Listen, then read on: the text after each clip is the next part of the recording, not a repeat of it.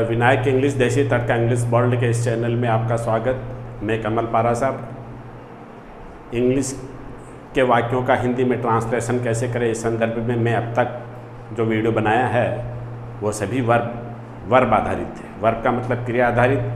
मैंने पहले भी कहा था और आज फिर वापस कह रहा हूँ कि इंग्लिश से हिंदी, इंग्लिश वाक्यों का हिंदी अनुवाद करने के दृष्टिकोण से द विनायक इंग्लिश देसी तड़का इंग्लिश वर्ल्ड के हिसाब से ऐसे ही वाक्यों को दो हिस्सों में विभक्त किया जा सकता है, एक वर्ब और एक नाउन।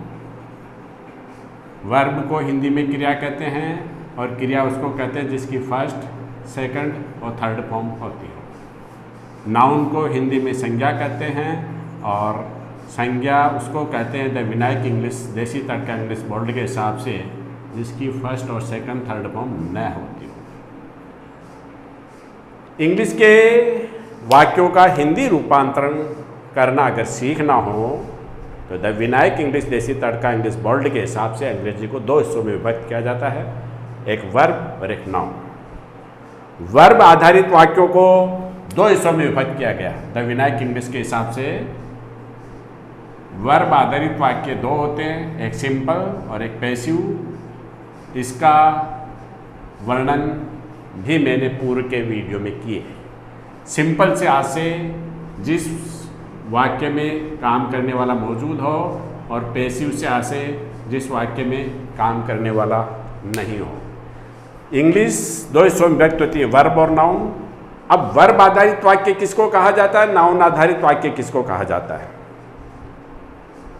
सहायक क्रिया के साथ में शब्द जिसकी फर्स्ट सेकंड थर्ड फॉर्म हो ऐसे वाक्यों को द विनायक इंग्लिश देसी तड़का वर्ल्ड के हिसाब से ऐसे वाक्यों को वर्ब आधारित वाक्य कहा जाता है।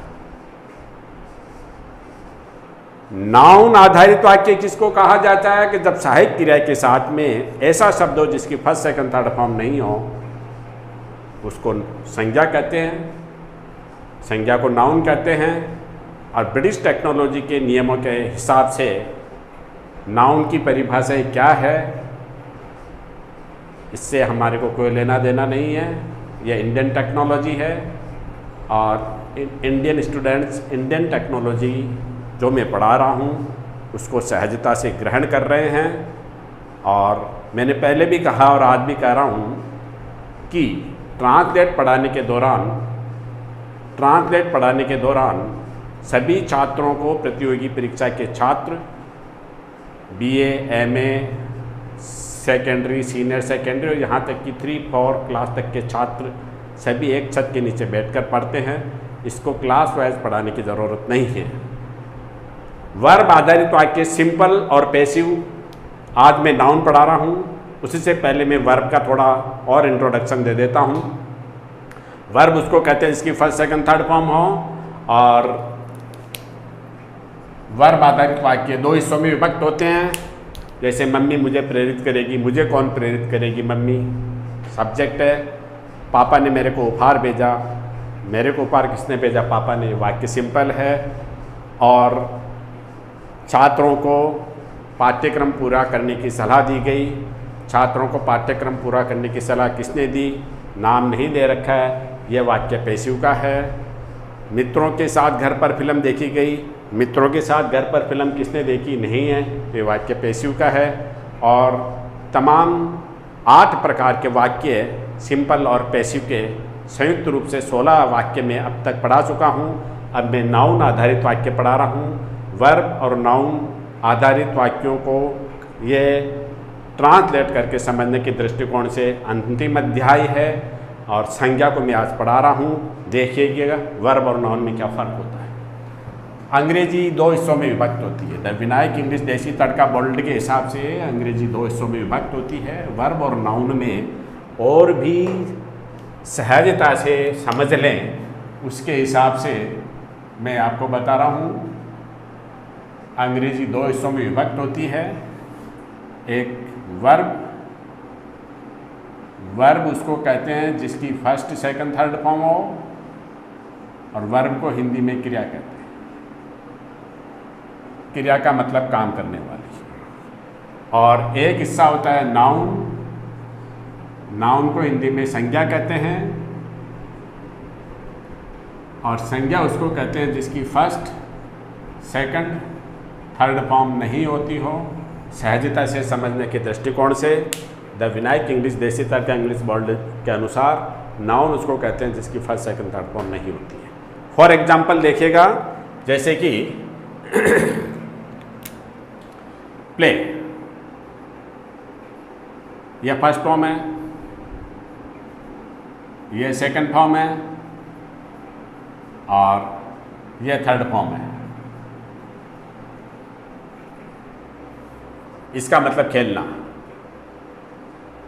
प्ले का मतलब खेलना, खेलने की प्ले, प्लेड, प्लेड, क्योंकि इसकी फर्स्ट, सेकंड, थर्ड फॉर्म होती है तो ऐसे शब्दों को वर्ब कहते हैं। सेंड, SEND, सेंड, इसको कहते हैं भेजना। इसकी first form send, second form send, third form send, क्योंकि इसकी फर्स्ट, सेकंड, थर्ड फॉर्म होती है तो ऐसे में इनको क्रिया कहते हैं। लाना, ब्रिंग, यह फर्स्ट फॉर्म, यह सेकंड फॉर्म और यह थर्ड फॉर्म। जिसकी फर्स्ट, सेकंड, थर्ड फॉर्म होती हो उनको वर्ब कहते हैं। सजाना,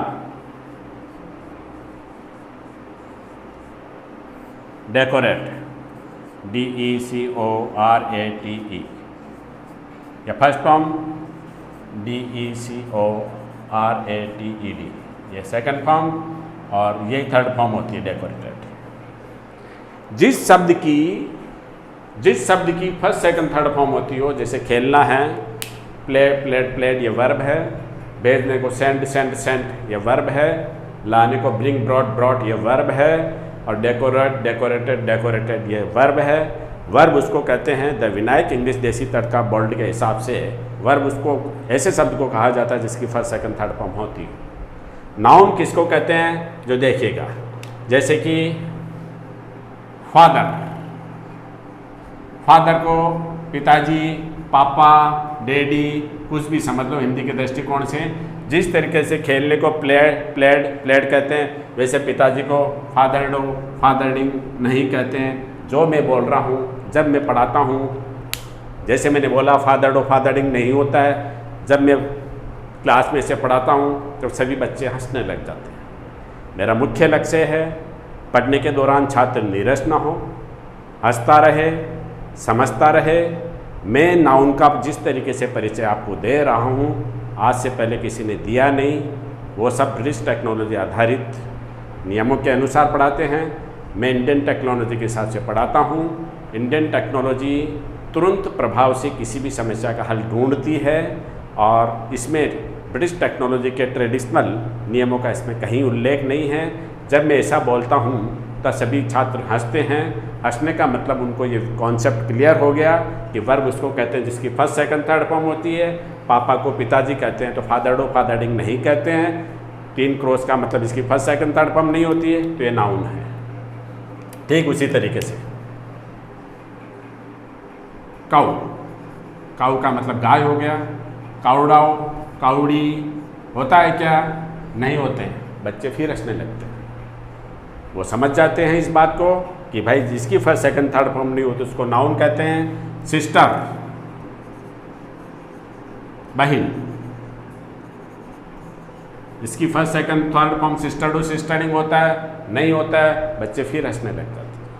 मेरा मुख्य लक्ष्य यह है वर्ब और नाउन के बीच में क्या मूलभूत अंतर होता है उसका इंट्रोडक्शन कराना। मैं ऐसे पढ़ाता हूँ और मैं उसी अंदाज में पढ़ा रहा हूँ। मैंने बच्चों से फीडबैक लिया था।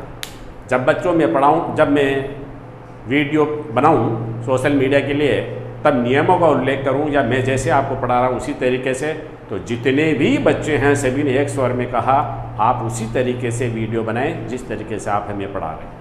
आपको अजीबोगरीब लगे, लेकिन मैं जब इंग्लिश के वाक्यों को आपको समझाऊं और जैसे मैं समझा के ख़त्म हूँ, आप उन इंग्लिश के वाक्यों को अपने पास जो ट्रांसलेट ऐप होता है मोबाइल में, उसमें डाल के देखें, हिंदी तो वही आएगा। पाई का मान 22/7 और 3.14 दो अलग अलग हैं। तरीके दो अलग अलग हैं, लेकिन दोनों का मिशन सिर्फ एक होता है, आंसर एक आता है।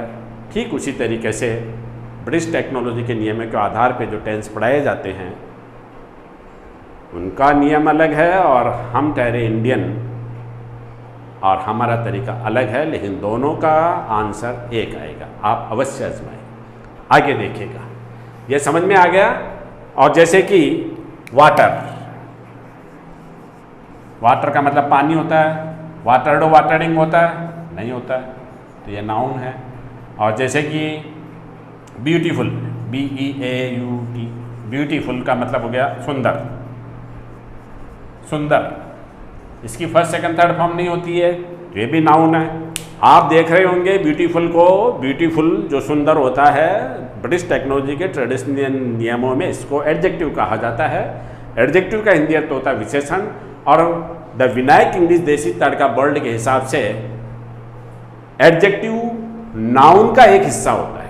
आप जब भी इनकी इंग्लिश बनाओगे एडजेक्टिव की, तो नाउन के नियमों से ही बनेगी। विनायक इंग्लिश के हिसाब से एडजेक्टिव नाउन का ही एक हिस्सा है। जैसे समझाने के दृष्टिकोण से प्याज होता है, सबसे ऊपर का जो परत होती है वो लाल लाल और ड्राई, लाल लाल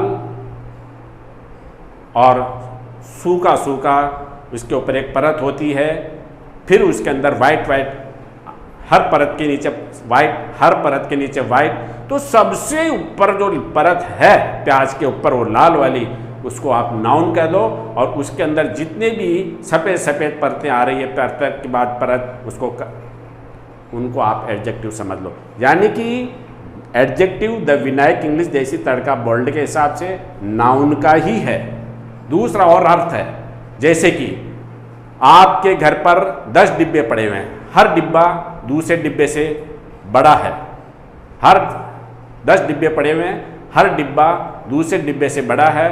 हर छोटे डिब्बे को बड़े डिब्बे में डालते डालते सबसे अंत में जो सबसे बड़े डिब्बे में 9 ही डिब्बों को डाला जाता है, उसको नाउन कहते हैं। और हर छोटा डिब्बा जो बड़े डिब्बे में डाल के अनंतों को, तो सबसे बड़े डिब्बे में 9 डिब्बे डाले गए, तो उसको सबसे बड़े डिब्बे को आप नाउन समझ लो। कुल मिला के मेरा कहने का मतलब है नाउन, एडजेक्टिव नाउन का ही हिस्सा है।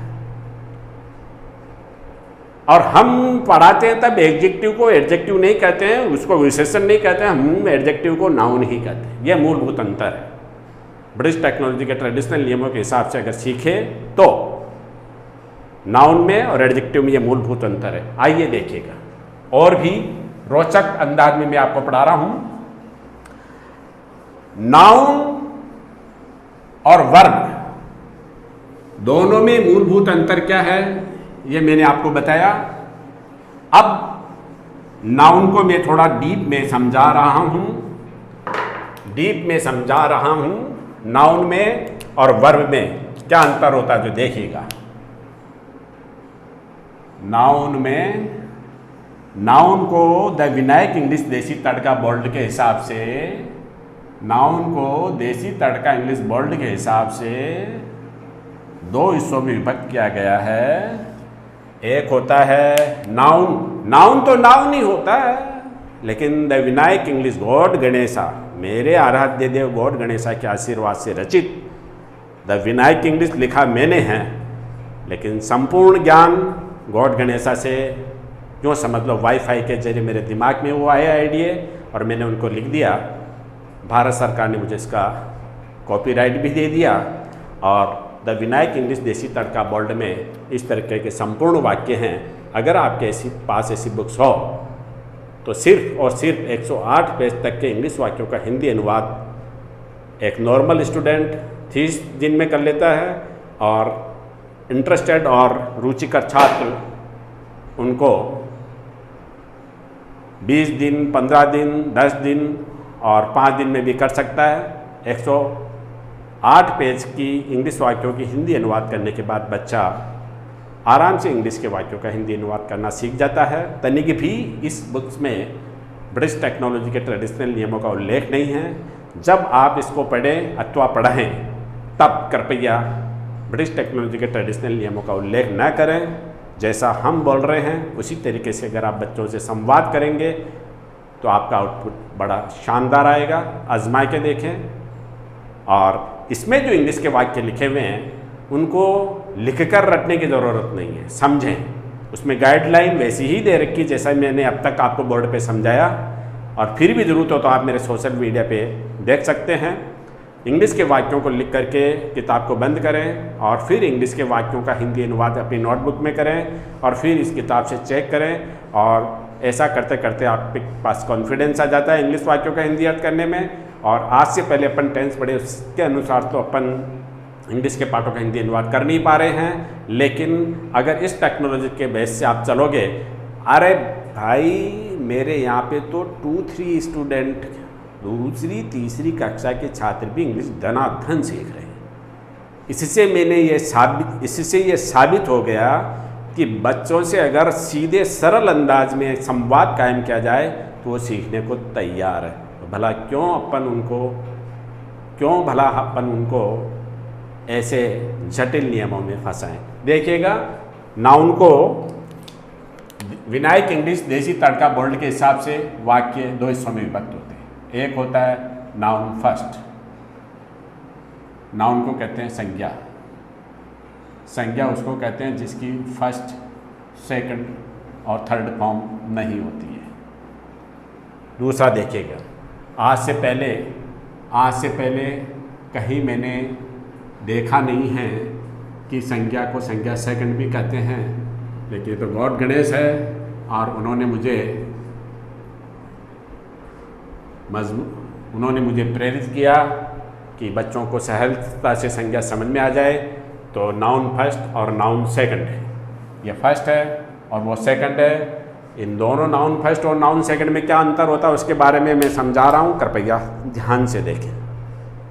नाउन फर्स्ट और नाउन सेकंड जैसे कि हिंदी में है, चाहे क्रिया आधारित वाक्य हो, चाहे संज्ञा आधारित वाक्य हो, चाहे वाक्य क्रिया आधारित हो, चाहे वाक्य संज्ञा आधारित हो, वाक्य कोई सा भी हो, लेकिन वर्ब और नाउन आधारित वाक्यों को दोनों को ही सहायक क्रियाओं की जरूरत होती है।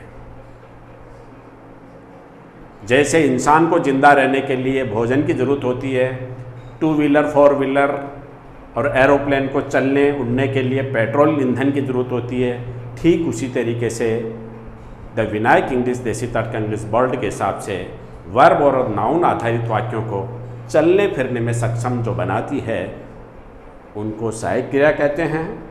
अब देखिएगा, नाउन फर्स्ट और नाउन सेकंड तो प्रभु गॉड गणेश की कृपा से फर्स्ट टाइम आया है। आज से पहले नाउन सेकंड कहीं आपने देखा नहीं होगा, और हम नाउन फर्स्ट और सेकंड में कैसे अंतर बताते हैं गौर करके देखिएगा।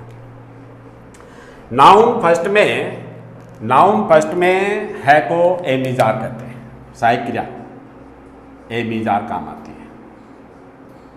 एम इज आर, इसको क्या कहते हैं, है।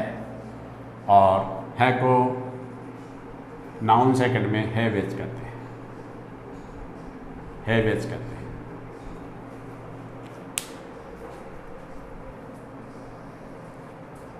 नाउन फर्स्ट में है के लिए एमिजार प्रयुक्त होता है, और नाउन सेकंड में है के लिए हैवेज शब्द का प्रयोग होता है। और वाजवर को थाथेती कहते हैं। ये नाउन सेकंड में, नाउन फर्स्ट में काम आता है, और नाउन सेकंड के अंदर था के लिए हेड काम आता है। था का मतलब हो गया हेड नाउन सेकंड में। एमिजार को है कहते हैं नाउन फर्स्ट में, और वाजवर को थाथेती कहते हैं नाउन फर्स्ट में, और गा को कहते हैं, गा को कहते हैं, गागेगी को कहते हैं विल बी, गागेगी को कहते हैं विल बी, और गागेगी को कहते हैं नाउन सेकंड में विल हैव, विल हैव, गागेगी को कहते हैं विल हैव। ये सब सहायक क्रियाएं हैं। नाउन फर्स्ट नाउन सेकंड में, नाउन फर्स्ट और नाउन सेकंड में हिंदी में तो शब्द एक प्रकार के हैं। नाउन फर्स्ट और नाउन सेकंड में काल सूचक अर्थात टेंस सूचक शब्द तो एक समान है, लेकिन अंग्रेजी में जो सहायक क्रियाएं प्रयुक्त होती है उनमें अंतर होता है। गौर से देखिएगा। और एक होता चाहिए, एक होता है चाहिए। नाउन फर्स्ट में चाहिए के लिए मस्ट बी का प्रयोग होता है, और नाउन सेकंड में चाहिए के लिए मस्ट हैव का प्रयोग होता है। मस्ट बी का मतलब चाहिए से, और ये नाउन फर्स्ट में काम आती है, और मस्ट हैव का मतलब चाहिए से। गौर करके देखिएगा, हिंदी में नाउन फर्स्ट के लिए एमिजार प्रयुक्त होती है, नाउन सेकंड में वही है आ जाए तो हैवेज का प्रयोग होता है, नाउन फर्स्ट में था शब्द आ जाए हिंदी का तो वाजवर प्रयुक्त होता है, और था शब्द आ जाए नाउन सेकंड में तो उसके लिए हेड का प्रयोग होता है। गा के लिए नाउन फर्स्ट में विल बी का प्रयोग होता है, और नाउन सेकंड में विल हैव का प्रयोग होता है। चाहिए के लिए नाउन फर्स्ट में मस्ट बी का प्रयोग होता है, और नाउन सेकंड में चाहिए के लिए मस्ट बी का प्रयोग होता है। अब समस्या ये आ गई कि इंग्लिश में सहायक क्रियाओं के मार्फत तो अपन ये समझ जाते हैं कि ये नाउन फर्स्ट का है और ये नाउन सेकंड का। नाउन फर्स्ट में है के लिए एमिजार, था के लिए वाजवर, गा के लिए विल बी, और सकता के लिए कैन बी, सकता के लिए कैन बी, सकता के लिए कैन बी, कैन बी, सकता के लिए सकता है, सकती है, सकता है, सकती है, और सकता है शब्द आ जाए नाउन सेकंड में तो इसको कैन हैव कहते हैं। सकता है, सकती है के लिए कैन हैव, और चाहिए के लिए आता है मस्ट हैव। ब्लैक बोर्ड पर थोड़ी निगाह, सतर्क निगाहों से देखें, मैं आपको समझा रहा हूं। हिंदी में है इधर भी उधर भी है। नाउन फर्स्ट में है के लिए एमिजार सहायक क्रिया आती है, नाउन सेकंड में है के लिए हैवेज आता है, नाउन फर्स्ट में था के लिए वाजवर आता है, नाउन सेकंड में था के लिए हेड आता है, नाउन फर्स्ट में गा के लिए विल बी आता है, नाउन सेकंड में गा के लिए विल हैव आता है, नाउन फर्स्ट में चाहिए के लिए मस्ट बी आता है, और नाउन सेकंड में चाहिए के लिए मस्ट हैव आता है, नाउन फर्स्ट में सकता के लिए कैन बी आता है, और नाउन सेकंड में सकता के लिए कैन हैव आता है। सहायक क्रियाओं के मार्फत ये तो समझने में आसानी हो गई कि नाउन फर्स्ट में ही आता है, नाउन सेकंड में आ गया, लेकिन हिंदी के वाक्यों में इंग्लिश के जो सर्वनाम होते हैं, जिनको प्रोनाउन कहते हैं, इनके नीचे मैं इनका वर्णन कर रहा हूँ, उनमें भी अंतर होता है। कैसे देखिएगा, जैसे कि देखिएगा, मैं आ गया, हिंदी में मैं आ गया, तो नाउन फर्स्ट में मैं के लिए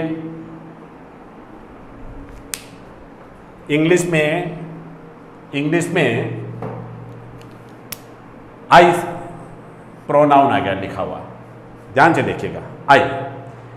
आई का हिंदी अनुवाद करें तो नाउन फर्स्ट में होगा मैं, नाउन सेकंड में आई का प्रयोग होगा मेरे, मुझे, मुझको। इन तीनों हिंदी अनुवाद में से एक शब्द का आवश्यकता अनुसार प्रयोग करें। जैसे जैसे आप वाक्य बनाओगे तब आपको पता चल जाएगा। आई इंग्लिश का एक वर्ड है, हिंदी में इसको सर्वनाम कहते हैं, इंग्लिश में इसको प्रोनाउन कहते हैं। नाउन फर्स्ट के हिसाब से आई का मतलब मैं होता है, और आई शब्द का नाउन सेकंड के हिसाब से मेरे मुझे होता है। यू, यू, यू को आप नाउन फर्स्ट में आप कहेंगे और नाउन सेकंड में आपके आपके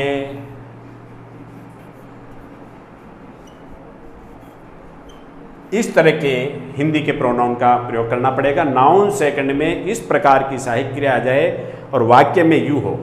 नाउन आधारित वाक्यों में, नाउन आधारित वाक्यों में यानी कि इन शब्दों के ठीक बाद में यहाँ पे ऐसा शब्द आ जाए जिसकी फर्स्ट सेकंड थर्ड फॉर्म ना हो, तो ऐसे में इस तरह के इंग्लिश के नाउन, इंग्लिश के सर्वनाम आ जाए यानी कि प्रोनाउन आ जाए, तो उनका हिंदी अर्थ मेरे, मुझे, मुझको करें। यू का है तो आपको, आपके करें। अगर इस तरह की सहायक क्रिया इंग्लिश में आ जाए और उसके बाद में यहाँ पे नाउन लिखा हो, नाउन उसको कहते हैं इसकी फर्स्ट सेकंड थर्ड फॉर्म नहीं हो, तो आई का हिंदी अर्थ मैं से लगाए, यू का हिंदी अर्थ आप से लगाए।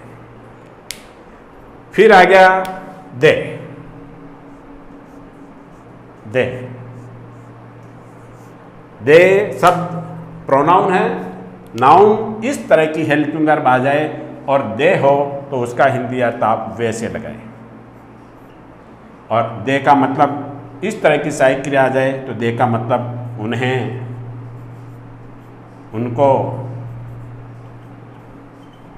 इनमें से कोई एक हिंदी शब्द का प्रयोग करें। इस तरह के सहायक क्रिया आए और आप हिंदी में इन सर्वनाम का हिंदी में प्रयोग इधर करेंगे तो वाक्य सूट नहीं होगा। अगर इस तरह की हेल्पिंग वर्ब आए और इसके पास वाला शब्द नाउन हो और इस तरह के सर्वनाम आए तो आप उनका हिंदी अनुवाद ये करेंगे तो वाक्य अटपटा हो जाएगा, कुल मिला के वो गलत हो जाएगा। दोनों में क्या मूलभूत अंतर है? एक तो सहायक क्रिया का होता है इंग्लिश में और हिंदी में होता है। अंग्रेजी के सर्वनाम तो नाउन फर्स्ट और नाउन सेकंड में एक ही होते हैं, तो फिर अंतर किस बात का है? अंग्रेजी के सर्वनाम और प्रोनाउन का हिंदी अर्थ जब अपन करते हैं तो नाउन फर्स्ट में आई का मतलब मैं रहेगा, इधर मेरे, मुझे, मुझको, आप, यू का आप, और इधर हो जाएगा आपको, आपके, दे का मतलब वे, और इधर हो जाएगा उन्हें, उनको। ठीक उसी तरीके से ही, ठीक उसी तरीके से ही शब्द के लिए आ जाएगा वह। नाउन फर्स्ट में अंग्रेजी का शब्द ही तो उसका हिंदी अनुवाद वह से है, और नाउन सेकंड में ही का मतलब हो जाएगा उसके, उसको, उसके, उसको, उसे, उसके, उसो, उसको और उसे। इस तरह के अगर वाक्य, इंग्लिश के वाक्य में इस तरह की सहायक क्रिया हो और उसके बाद में यहाँ पे जो शब्द हो वो नाउन हो, नाउन उसको कहते हैं इसकी फर्स्ट सेकंड थर्ड फॉर्म नहीं हो, तो ऐसे में आपको इंग्लिश के वाक्य जब बनाने होते हैं, इंग्लिश के वाक्यों का हिंदी अनुवाद करना होता है, सहायक क्रिया इस तरह की हो और वाक्य में आई शब्द प्रोनाउन हो तो इसका अर्थ मेरे, मुझे, मुझको लगाएं। इस तरह की सहायक क्रिया है और आई का मतलब मैं लगा दोगे तो वाक्य हमारे अनुसार गलत हो जाता है। यू आ गया और इस तरह की हेल्पिंग वर्ब हो तो आपको इसका हिंदी अनुवाद आपको, आपके, ऐसे शब्दों का प्रयोग करें। दे शब्द आ गया और इस तरह की सहायक क्रियाएं हो नाउन सेकंड में तो इसका हिंदी अनुवाद उन्हें, उनको से करें। ही शब्द आ जाए और इस तरह की सहायक क्रिया और उसके बाद में नाउन हो तो ही का मतलब उसके, उसको, उसे से है। सी, सी का मतलब भी सी, SHE, ये पुरुष के लिए प्रयोग होता है और ये लेडीज स्त्रीलिंग के लिए प्रयोग होता है। इसका मतलब भी वह से है, इसका मतलब भी उसके, उसको, उसके, उसके, उसको, उसे से होता है। फर्क ये पुल्लिंग के लिए है और ये स्त्रीलिंग के लिए है। ये गौर से देखिएगा सर, सब आप ध्यान से देखें। सामने नाउन फर्स्ट लिख रखा है, नाउन से मतलब वर्ब की सेकंड थर्ड फॉर्म नहीं हो से है, और इधर लिख रखा नाउन सेकंड। हिंदी में है था गा सकता चाहिए इधर भी लिखा हुआ है, और है था गा सकता चाहिए उधर भी लिखा हुआ है। हिंदी में काल सूचक अर्थात टेंस की पहचान एक होती है। हिंदी आधारित भाषा में काल सूचक शब्द नाउन फर्स्ट और नाउन सेकंड में है, एक दोनों तरफ है, गौर से देखिएगा। था दोनों तरफ है, गा दोनों तरफ है, चाहिए दोनों तरफ है, सकता दोनों तरफ है। हिंदी आधारित इंग्लिश के वाक्य चाहे वो नाउन फर्स्ट के हो या नाउन सेकंड के हो, लेकिन दोनों तरफ हिंदी के काल सूचक शब्द मतलब टेंस की पहचान एक समान है। अंतर क्या है, दिमाग में इसको लोड करना, डाउनलोड, और सतर्क निगाहों से देखिए।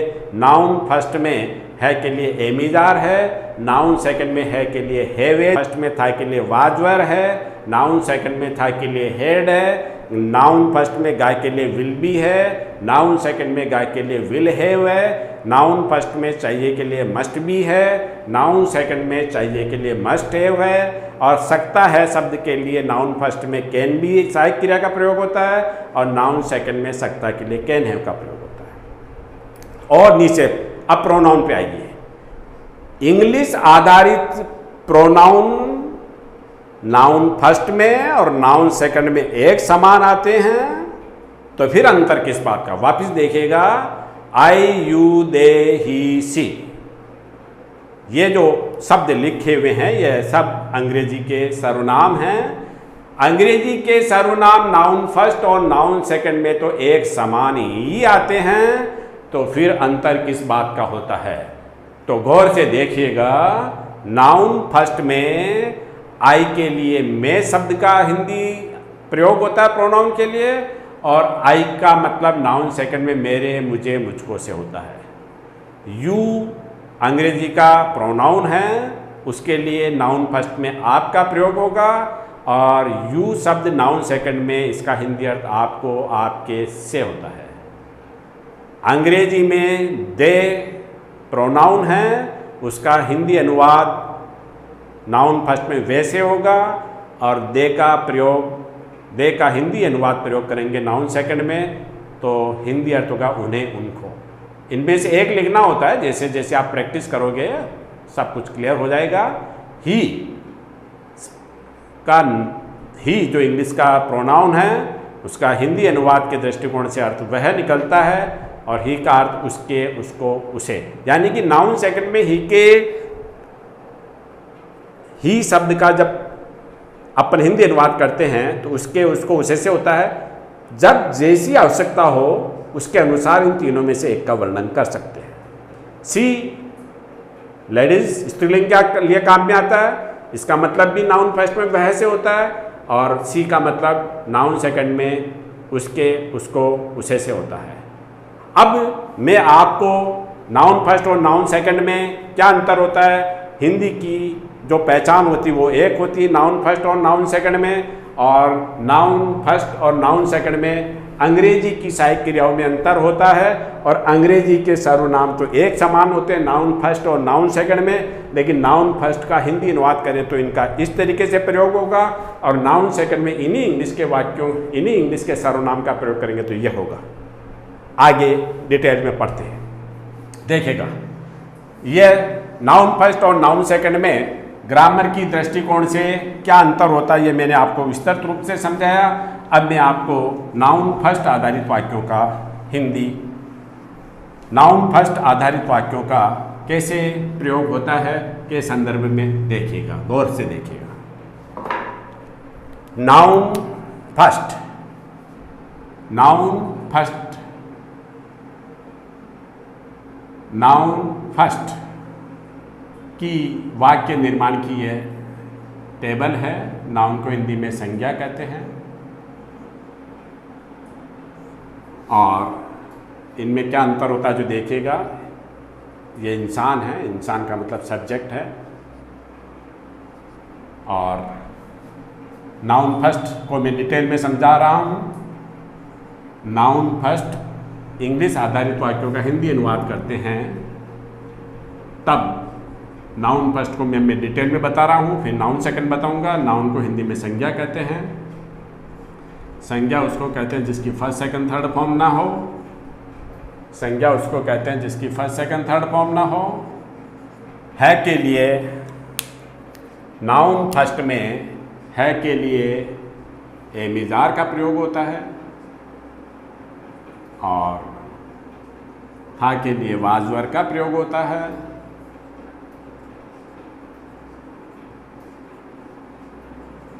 और गा शब्द के लिए विल बी का प्रयोग होता है। सकता के लिए कैन बी का प्रयोग होता है। चाहिए के लिए मस्ट बी का प्रयोग होता है। यह अभी पहले मैंने बताया, वही टेबल है नाउन फर्स्ट के लिए। अब दोनों तरफ टेबल अलग अलग है, लेकिन ये सब नाउन फर्स्ट की है के लिए नाउन फर्स्ट में एमिजार आता है। नाउन फर्स्ट में था के लिए वाजवर आता है। नाउन फर्स्ट में गा के लिए विल बी आता है, मतलब सहायक क्रिया प्रयोग होती है। सकता के लिए कैन बी का प्रयोग होता है। चाहिए के लिए मस्ट बी का प्रयोग होता है।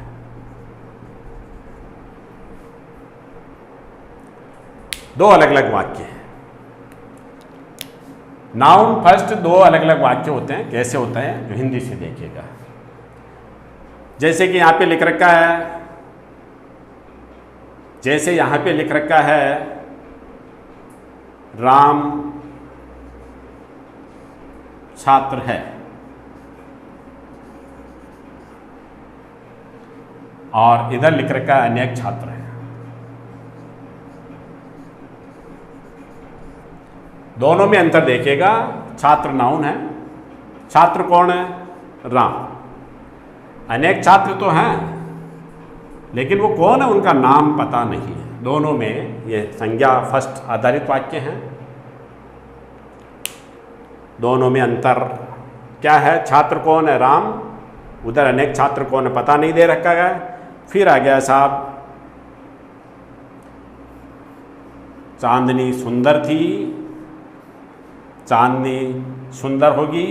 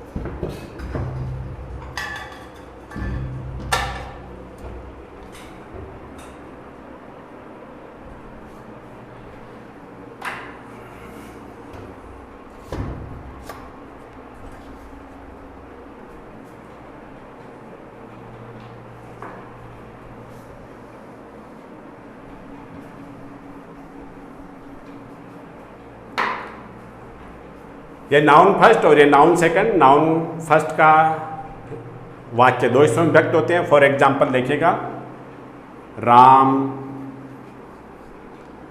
Is poor. इधर आ गया there are many poors.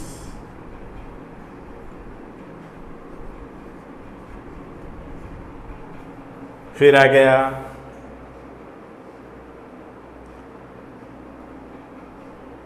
Hari was doctor.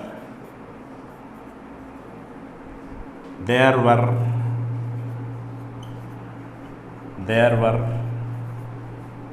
Many doctors.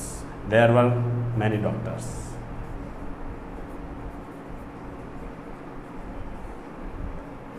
Lucky will be Lucky will be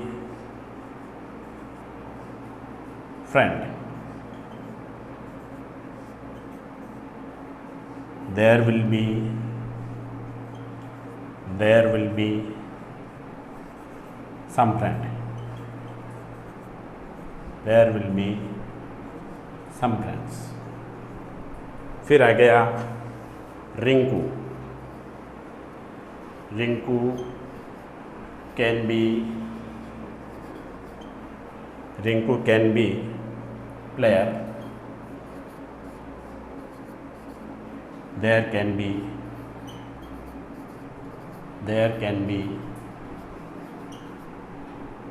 5 players. There can be 5 players. दोनों तरफ के वाक्यों में देखिएगा, इधर राम और यहाँ पे देयर, इधर हरी, इधर देयर, इधर लक्की, इधर देयर, इधर रिंकू, इधर देयर. ये देयर शब्द का प्रयोग क्यों होता है? नाउन फर्स्ट में वाक्य 2 तरीके के होते हैं. मैं इनको थोड़ा हिंदी में बोल के समझा देता हूँ. जैसे कि राम, अब इसका हिंदी अर्थ अपन करेंगे. जब अपन इसका हिंदी अर्थ करेंगे तो देखेंगे राम, इसका मतलब तो है हो गया, राम गरीब है. राम गरीब है. इसका जब हिंदी अर्थ करते हैं ना, नाउन फर्स्ट आधारित वाक्यों का जब अपन हिंदी अर्थ करते हैं तो जब भी देर शब्द आ जाए तो यहाँ पे देर का मतलब कुछ होता नहीं है भावार्थ के दृष्टिकोण से. हिंदुस्तानी बहुत चालाक होते हैं, बहुत दिमाग के चैंपियन होते हैं, जिसका सबूत है LKG में इंग्लिश में A for Apple, Z for zebra, A to Z का सबका नाम है. लेकिन हिंदी मीडियम में हिंदी की जो वर्णमाला सिखाई जाती है, मुझे बचपन में मुझे याद है, आज तक वो बरकरार है. A फॉर अनार से लेकर एक शब्द ऐसा आता है जिसका मतलब होता है अणे मणे कुछ नहीं. अणे मणे कुछ नहीं का कुछ अर्थ होता ही नहीं है, तो फिर उसको लिखा क्यों? इंडियंस को पता है, औसत दर्जे से नीचे के छात्रों पढ़ाई में इंटरेस्टेड नहीं होते हैं. एक शब्द उन्होंने ऐसा मार दिया कि जिसका अर्थ होता है अणे मणे कुछ नहीं, जिसका कुछ मतलब होता नहीं है. तो फिर उस शब्द का प्रयोग करने की ज़रूरत क्यों पड़ी? इंडियंस को चाहिए था कि किसी बच्चे के जीरो न आए, इसीलिए का उन्होंने वर्णमाला जो छोटे बच्चों को सिखाई जाती है उसमें एक शब्द है अणे मणे कुछ नहीं. जब अर्थ नहीं होता है तो उसको लिखाया इसलिए गया कि सब बच्चों में से जो जिसके जीरो आए, वो जीरो वाला क्या करता है, जिसका कोई अर्थ नहीं होता ना, जो पढ़ाई में इंटरेस्टेड नहीं होते आए, तो वो शब्द पहले याद हो जाते जिनका कोई अर्थ नहीं होता. ठीक उसी तरीके से नाउन फर्स्ट में देयर शब्द यहाँ पे गेडिया, विकलांग आदमी होता है ना. मैं इसका इंट्रोडक्शन कैसे कराता हूँ, जो गौर करके देखिए पढ़ाते वक्त. मैं बच्चों को बोलता हूँ नाउन फर्स्ट में जब देयर, ये तो शब्द का करता गया. जैसे राम गरीब है, हरी वाज डॉक्टर, फर्स्ट और सेकंड हरी डॉक्टर था, वाज का मतलब था, हरी डॉक्टर था. और लक्की मित्र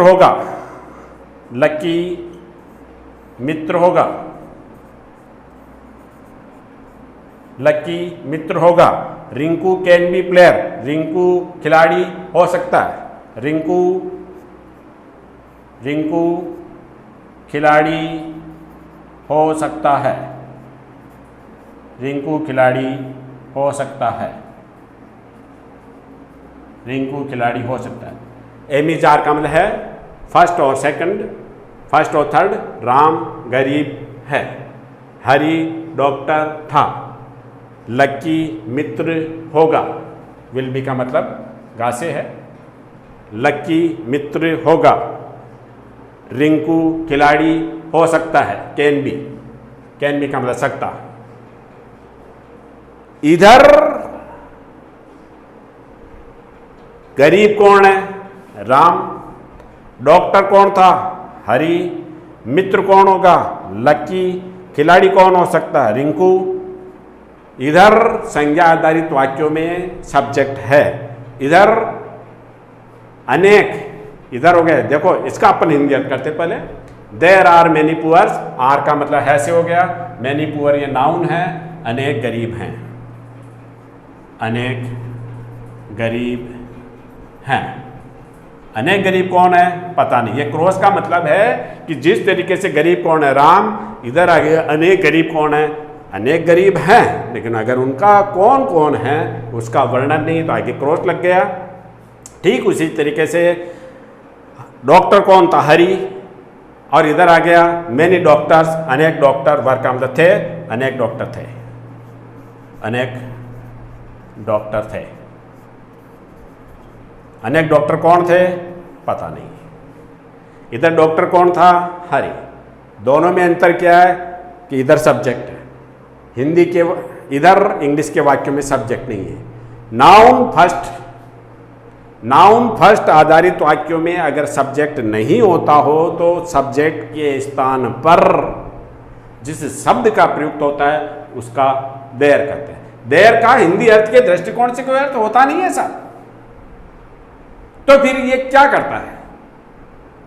मैं जब पढ़ाता हूं तब देयर का वर्णन कैसे करता हूं, गौर से देखिएगा। देयर का मतलब विकलांग आदमी होता है। मैं जब पढ़ाता हूं, जब बच्चों को बोलता हूं देयर का मतलब क्या होता है, जो सुनिए बच्चों, जब कोई आदमी विकलांग होता है और शुरू के दिनों में घर वाले उसकी अच्छी खासी सेवा कर देते हैं, लेकिन विकलांगता तो हमेशा के लिए बनी रहती है, फिर उसकी सेवा उतने दिल से कोई करता नहीं है, और उस बंदे को अगर चलना फिरना है, एक टांग उसकी बिल्कुल 100% फिट है, एक टांग उसकी, एक पैर उसका फिट नहीं है, अर्थात वो विकलांग है, तो उसको चलने फिरने के लिए किस चीज़ की आवश्यकता होगी? तो बच्चे बोलते हैं बैसाखी।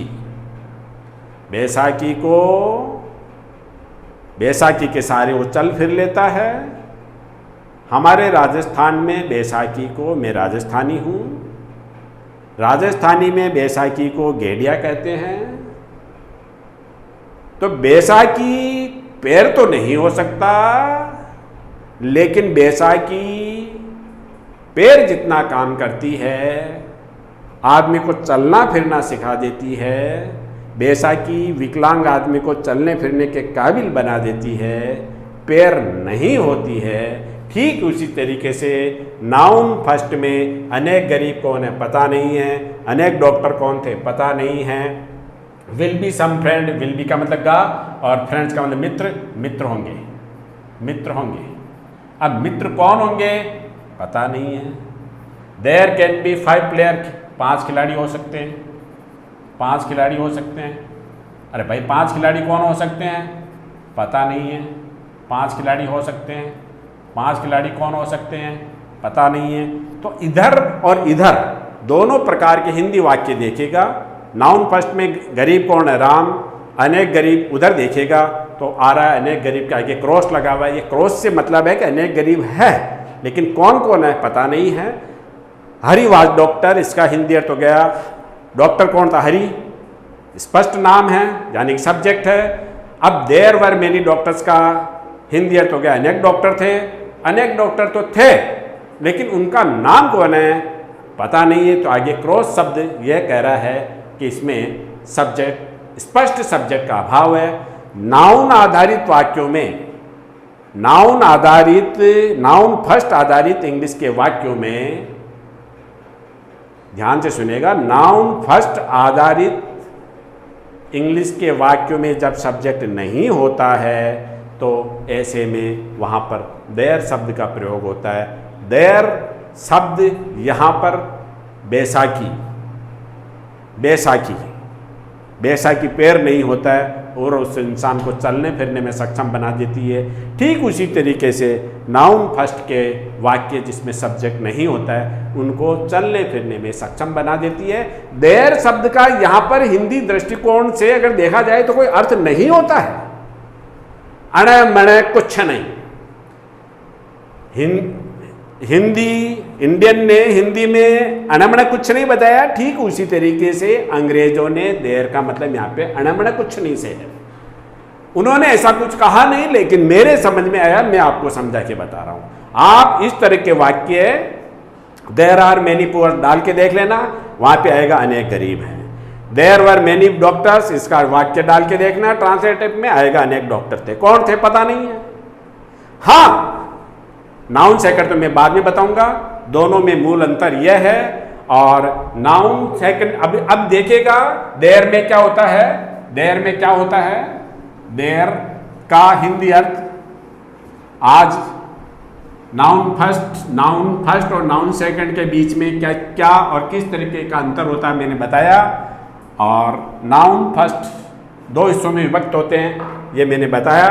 अब देयर शब्द का हिंदी अर्थ होता भी है और नहीं भी होता के संदर्भ में, जैसे आ गया I went there, I went there, यहां पे देयर आ रहा है। ये समझाने के दृष्टिकोण से बता रहा हूं। ये वेंट सेकंड फॉर्म है, जाना होता तो इसका मतलब हो गया गया, तो इसका और इसका अर्थ हो जाएगा मैं वहां गया, मैं वहां गया। तो यहां पे देयर का मतलब हो गया वहां से। और देखिएगा, और यहां पे देखिएगा देयर का मतलब कुछ आ नहीं रहा है, तो देयर का मतलब वहां कब लगाएं, जब वाक्य के प्रारंभ में देयर आ जाए। वाक्य के प्रारंभ में न्यूज़पेपर है, पाठ है, तो वाक्य में प्रारंभ किसको माने, जब पुलिस स्टॉप हो, पुलिस स्टॉप के बाद में वाक्य प्रारंभ हो और देयर शब्द हो, या पैराग्राफ चेंज हो और प्रथम शब्द देयर हो, ऐसे में देयर शब्द वहां पर ऐसे आएगा तो इसका हिंदी अर्थ कुछ नहीं होगा। लेकिन देयर शब्द अगर पीछे आए, पीछे का मतलब पुलिस स्टॉप के वाक्य में प्रथम वाक्य देयर ना होके ऐसे तीसरे स्थान पे आ जाए तो इसका हिंदी अर्थ वहां से होगा। संपूर्ण रूप से आप समझ चुके होंगे।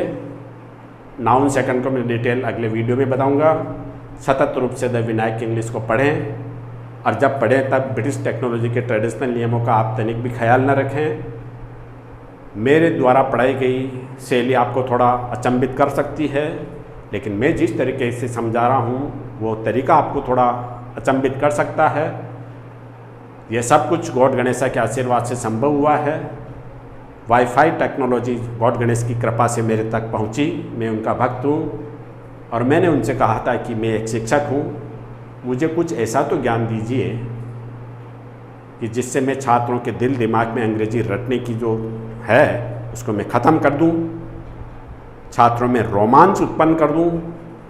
आज समस्या यह है, मैं जब ठाकुर के सामने होता हूं, मेरे गॉड गणेशा के सामने होता हूं, तो मैं उनसे कहता हूं बच्चे इंग्लिश रटते हैं, बच्चे इंग्लिश न रटे ऐसा कुछ ज्ञान दो। और बच्चे इंग्लिश सीखने से, लिखने से, पढ़ने से डरते हैं, मुझे कुछ ऐसा ज्ञान दो कि न बच्चे डरे न बच्चे रटे।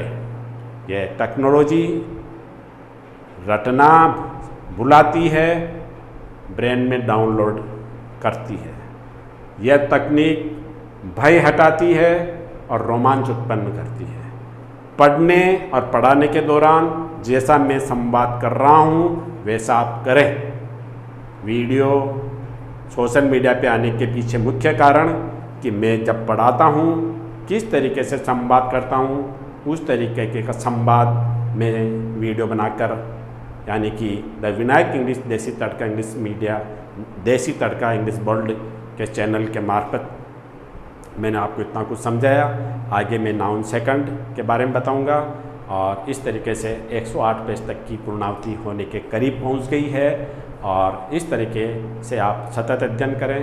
धन्यवाद।